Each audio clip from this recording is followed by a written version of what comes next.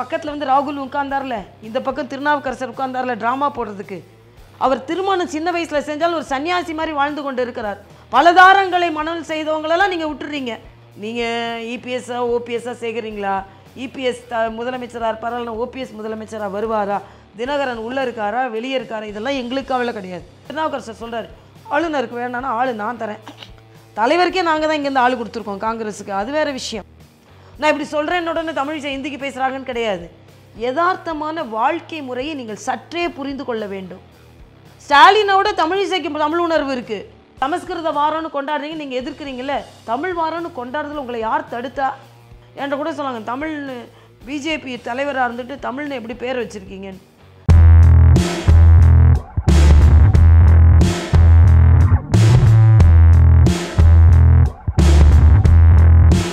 நேற்றைய தினம் நேற்று முன்தினம் மோடி அவர்கள் சாட்டையால் விவசாயிகளை அடிப்பதைப் போல ட்ராமா போடுகிறார்கள். எந்த இடத்தில் ஒப்புக்கொள்ள முடியும்? இந்தியா முழுவதும் பயிர் பாதுகாப்பு திட்டத்தை கொண்டு வந்து ஒரு நல்ல தன்மையோடு செயல்பட்டு கொண்டிருக்கும் ஒரு பிரதமரை நீங்கள் எப்படி அப்படி கொச்சைப்படுத்த முடியும்?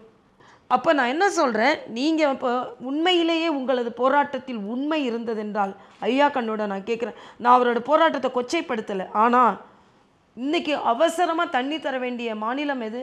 கர்நாடகம்.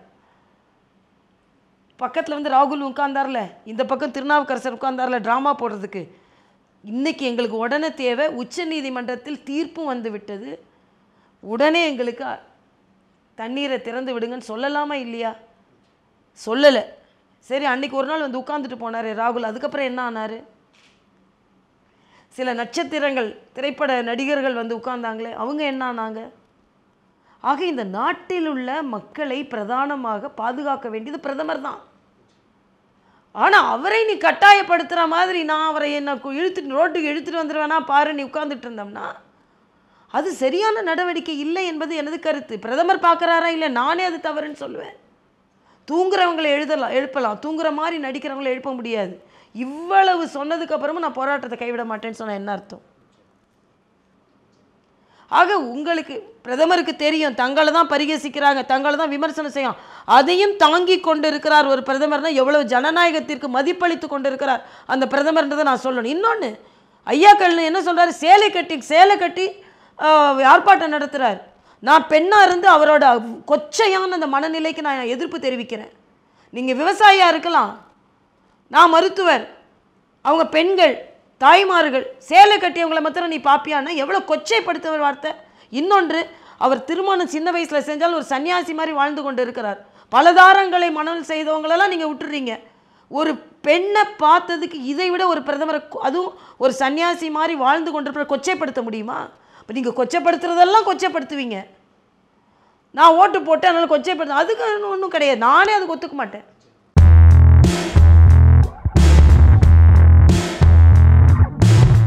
அதாவது நான் சொன்ன எல்லாமே அடிப்படை அரசியல் அறிவை வைத்து தான் நான் சொல்கிறேனே தவிர ஆட்சியை வைத்தோ அதிகாரத்தை வைத்தோ நான் எதுவுமே சொல்லலை. சின்னம் முடக்கப்படும்னு சொன்னேன். 1989 அடிப்படையில் ஒரு அரசியல் குடும்பத்தில் பிறந்ததுனால் அந்த கால அரசியலில் இருந்து எனக்கு இந்த கால அரசியல் வரை பார்த்து தெரிந்து கொண்டிருக்கின்ற ஒரு உணர்வும் அறிவும் இருப்பதனால், ஆற்றலும் இருப்பதனால் 89 இதே மாதிரி ஒரு சூழ்நிலை வந்தது, அதனால் முடக்கப்பட்டாங்க. அதே மாதிரி மரியாதைக்குரிய ஜெயலலிதா அவர்கள் மீதும் குற்றச்சாட்டு இருந்தது. அது கோர்ட்டில் கேஸ் பெண்டிங்கில் இருக்குது, எப்போ வேணாலும் வரும், அதனால் சசிகலா அவர்கள் எப்போ வேணாலும் தண்டனை அடைவார்கள் என்று சொன்னது. தேர்தல் வந்து எங்கள் கட்சிக்குள்ளே சில மாற்று கருத்துக்கள் இருந்தாலும் தேர்தல் நிறுத்த வேண்டும் என்று நான் சொன்னது 15 நாட்கள் அந்த களத்தில் இருந்து களம் கலங்கப்பட்டதை பார்த்துவிட்டு இத்தகைய கலங்கப்பட்ட தேர்தல் நடந்து என்னதான் பயன் என்பதை மனம் வெதும்பி சொன்னது. தேர்தல் முடக்கப்பட வேண்டும் என்று, தடுக்கப்பட வேண்டும் என்று தடுக்கப்பட்டது. எல்லாரும் கூட சொல்கிறாங்க, அதாவது ஒரு வேட்பாளர் செய்த தவறுக்கு மற்றவர்கள் என்ன செய்வார்கள்னா, மற்றவர்களோட ஓட்டை தானுங்க அவர் ஈட் அவுட் பண்ணுறாரு. நான் மீட் அவுட் பண்ண ஓட்டை அவர் ஈட் அவுட் பண்ணும்பொழுது நான் என்ன பண்ணுறது? இப்போ கங்கையமரன் ஒரு குறிப்பிட்ட ஓட்டுகள் வாங்கினார்னு வெளியே தெரியும் பொழுது அது கங்கையமரன் முழுமையான ஓட்டுக்கள் இல்லை, பணத்திற்காக சில ஓட்டுகள் வாங்கப்பட்டு இருக்கும்பொழுது எப்படி எங்களுக்கு கிடைப்பது முழுமையான வாக்குகளாக இருக்கும்போது, இப்போ எங்களுக்கு முழுமையான வாக்குகள் பிரதிபலமாகிற தேர்தலை தானே நான் எதிர்பார்ப்பேன். நாங்களே 7-8 தேர்தல் ஆணையத்திட்ட அதிகமான கம்ப்ளைண்ட் கொடுத்த கட்சியாக எங்கள் கட்சி இருந்தது. ஏன்னா நான் பார்த்தேன், களத்தில் இருந்தேன். களத்தில் இருந்து நான் அதற்கான கலங்கப்பட்டிருக்கும் களத்தை பார்த்து, இத்தகைய கலங்கப்பட்ட தேர்தல் களம் நமக்கு தேவையில்லை, களங்கம் இல்லாத ஒரு களம், லெவல் பிளேயிங் ஃபீல்டு வேணும்னு நினச்சேன்.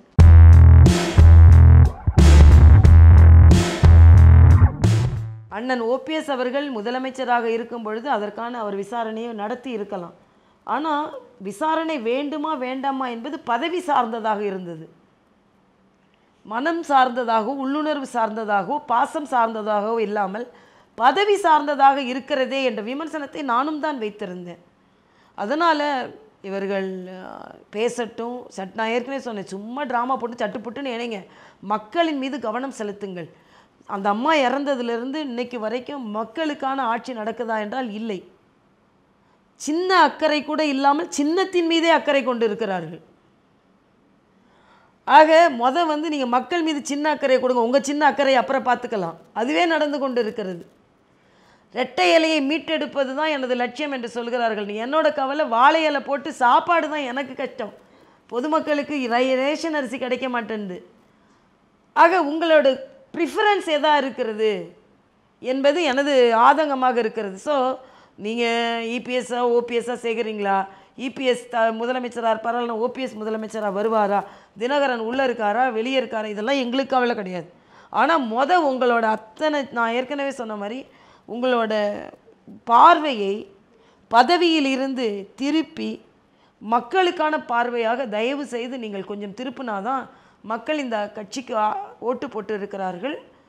அந்த அம்மா இறந்து ஏறக்குறைய 6 மாதம் ஆக போகுது. இனிமையும் மக்கள் பிரச்சனைகள் நீங்கள் கவனம் செலுத்துங்கள். சுயநலத்திலிருந்து சற்றே பொதுநலத்திற்கு வாருங்கள். அந்தந்த அமைச்சர்கள், நான் தினகரன் பக்கமாக ஓபிஎஸ் பக்கமாக இபிஎஸ் பக்கமான்னு இருக்கிறத விட்டுட்டு நான் மக்கள் பக்கம் என்று திரும்புங்கள். இதுதான் எனது ஆதங்கமாக இருக்கிறது. நிலையற்ற தன்மையாக இருப்பதை விட்டு நிலையான தன்மைக்கு திரும்புங்கள்.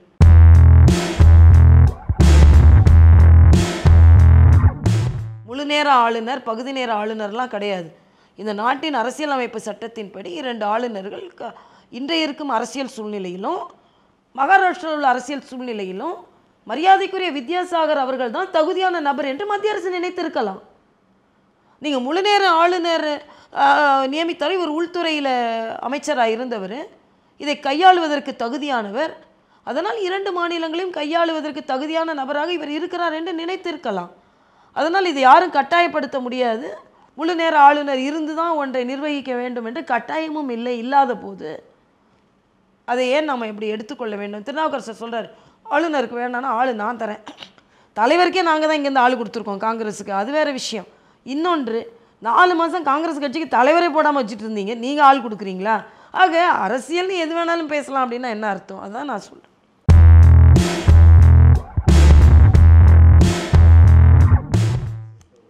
அப்படியெல்லாம் இல்லை, மத்திய அரசு மீது இல்லை, மத்திய அரசுன்னு இல்லை. இதில் இன்கம் டேக்ஸ் டிபார்ட்மெண்ட் அவர்களின் வளையத்திற்குள், கண்காணிப்பு வளையத்திற்குள் யாரெல்லாம் வந்தார்களோ அவர்களை அவர்கள் கண்காணித்து அவர்கள் மீது தவறு செய்திருக்க. இவங்க தெரிஞ்சு தான் அப்படின்னா முதலமைச்சருக்கு தெரிஞ்சு செஞ்சாங்களா, பியூனுக்கு செஞ்சாங்களா? இல்லை, அதை தான் சொல்கிறேன். இந்த துறையை நம்ம துறை சார்ந்த ஊழல் இல்லை, நபர் சார்ந்த ஊழலாக கூட இருந்திருக்கலாம்ல. ஸோ குற்றம் செய்தவர்களை கண்டுபிடிக்கிறார்கள். அப்போ ஏன் இவரை கண்டுபிடிக்கல அப்படின்னு சொல்கிறத விட, யார் மீது கண்காணிப்பு வளையத்தில் சந்தேகங்கள் எழும்பி இருக்கிறதோ அவர்கள் மீது தானே கண்டுபிடிக்க முடியும். அதனால் கண்டுபிடித்ததை பாராட்டுவோமே தவிர இவர் மேல் அப்படி ஒன்று பாராபட்சமாக செயலாளர் மீதும் இவர்கள் மீது இருக்க வேண்டிய அவசியம் வருமான வரித்துறைக்கு இருக்கிற மாதிரி எனக்கு தெரியல. யார் மீது சந்தேகம் இருந்தாலும் அவர்கள் மீது அவர்கள் நடவடிக்கை பாயும்.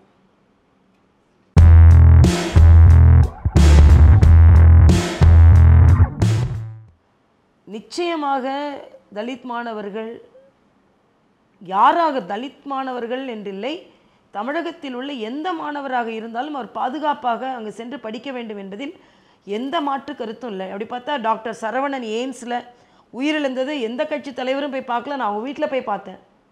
அதே மாதிரி முத்துகிருஷ்ணன் வீட்டுக்கும் நான் போய் பார்த்தேன்.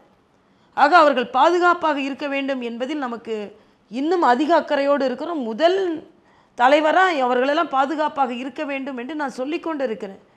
ஆனால் தனிப்பட்ட முறையில் நடக்கும் எல்லாவற்றையுமே அரசாங்கத்தின் மீது சுமத்துவதும் அரசாங்கத்தின் மீது பழி சுமத்துவதும் எப்படி இன்றைக்கி சென்னையில் வெயில் ரொம்ப அதிகமாக இருக்குது, மோடி என்ன செஞ்சிட்டு இருக்காருன்னு கேட்குற மாதிரி. தனிப்பட்ட முறையில் நடைபெறும் அந்த நிர்வாக சீர்கேடினால் நடைபெறும் பிரச்சனைகளை கூட பிரதமரை இணைப்பது தான் இன்றைக்கி இருக்கிறதுல ஒரு மிக வருத்தமான ஒரு விஷயம். அங்கே உள்ள மாணவர்கள், இன்னும் சொல்லப்போனால் இன்னொரு ஸ்டாட்டிஸ்டிக்ஸ் வந்திருக்கு. நான் தமிழுக்கு ஹிந்திக்கு எதிரானவங்க கிடையாது, ஆனால் ஒரு 4-5 நாட்களில் டைம்ஸ் ஆஃப் இந்தியாவில் ஒரு ஸ்டடி போட்டிருக்காங்க. இங்கே வந்து வட இந்தியாவுக்கு போய் அவர்களால் முற்றிலுமாக அவர்களோடு இணைந்து பணியாற்ற முடியாததற்கு மொழி ஒரு காரணமாக இருந்து கொண்டிருக்கிறது என்பதை நாம் மறுக்க முடியாது.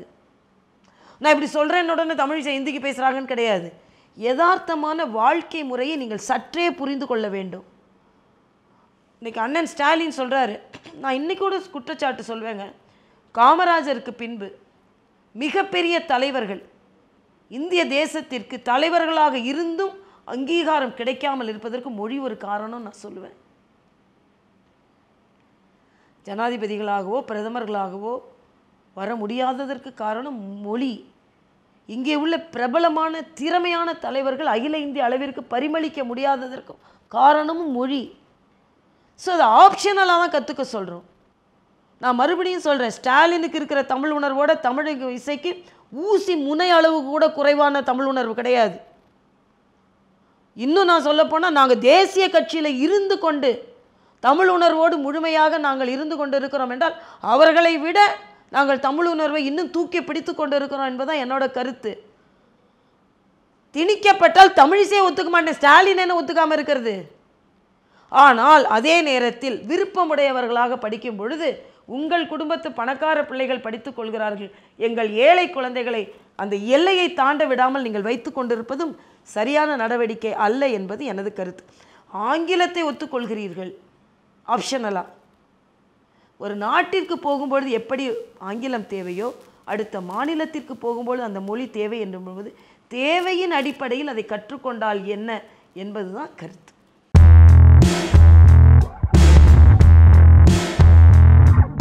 மக்களின் உணர்வுகளோடு ஒன்றி தான் இருக்கிறாங்க. மக்களின் உணர்வுகளை ஒன்றி இல்லைன்னு அதை வேண்டுமென்றே, இப்போ உதாரணத்திற்கு ஸ்டாலின் சொல்கிறாரு ஹிந்தி நாடு இது, ஹிந்தி யார் செஞ்சா? ஸ்டாலினோட தமிழிசைக்கு தமிழ் உணர்வு இருக்குது. தமிழ்நாட்டில் என்னமோ நான் உள்ளே விடுற மாதிரியும் ஸ்டாலின் தடுக்கிற இல்லை. ஹிந்தி வந்தால் பாரதிய ஜனதா கட்சி முதல் ஹிந்தியை கொண்டு வரதா இல்லை, எங்கே கொண்டு வராங்க? அதே மாதிரி ஹிந்தி சமஸ்கிருத வாரம்னு கொண்டாடுறீங்க, நீங்கள் எதிர்க்கிறீங்கள. சமஸ்கிருத வாரம் இப்போ கொண்டாடலை. சமஸ்கிருத வாரம் வந்து இப்போ இந்தியா வந்து சுதந்திரம் அடைஞ்சதுலேருந்து ஒரு மொழியை பாதுகாப்பதற்காக அவர்கள் ஒரு வாரத்தை தமிழ் வாரம்னு கொண்டாடுறதுல உங்களை யார் தடுத்தா?